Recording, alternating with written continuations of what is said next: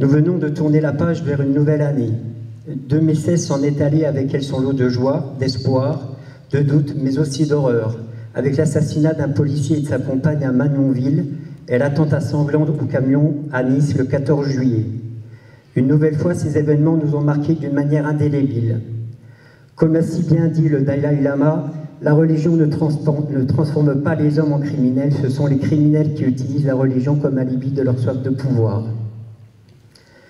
2016 a vu se finaliser de grands projets initiés par la ville, tels que la requalification de la place de Gaulle, du 306e mairie, et le début d'autres, tels que, entre autres, la requalification du cimetière communal, la création de parkings dans la ville, et a été l'amorce de changements tels que le passage au PESV2, permettant la transmission numérique de toutes les données comptables, mais aussi la dématérialisation de tous les principaux actes régissant la vie de la collectivité.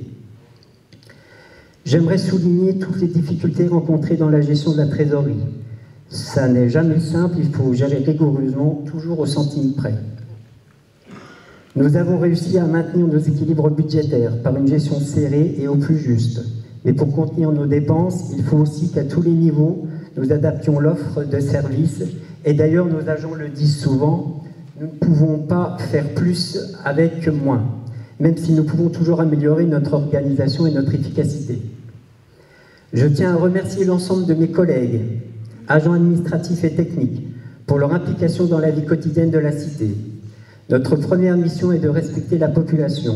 Il peut arriver que nos concitoyens soient énervés ou à fleur de peau, mais même si nous devons parfois être fermes, nous devons toujours être compréhensifs et respectueux.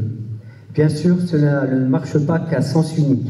Il faut qu'à tous les niveaux, les agents soient également respectés. Le personnel communal, comme les élus, sont des acteurs du service public. Nous apportons chacun dans sa sphère de compétences notre savoir-faire, notre professionnalisme et notre enthousiasme pour la mise en œuvre des projets portés par l'équipe municipale. Nous devons répondre à l'engagement d'une administration solidement encadrée, composée d'hommes et de femmes motivés et compétents.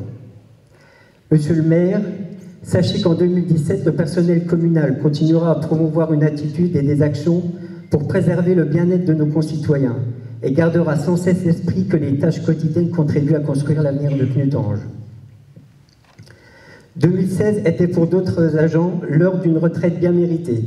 Et je profite de cette occasion pour adresser tous nos vœux à Christian Béron, bien connu dans la cité pour avoir été le pilier de cette salle, la salle Stirn, et à Jean-Louis Andrès, qui a tant bien soigné notre parc municipal.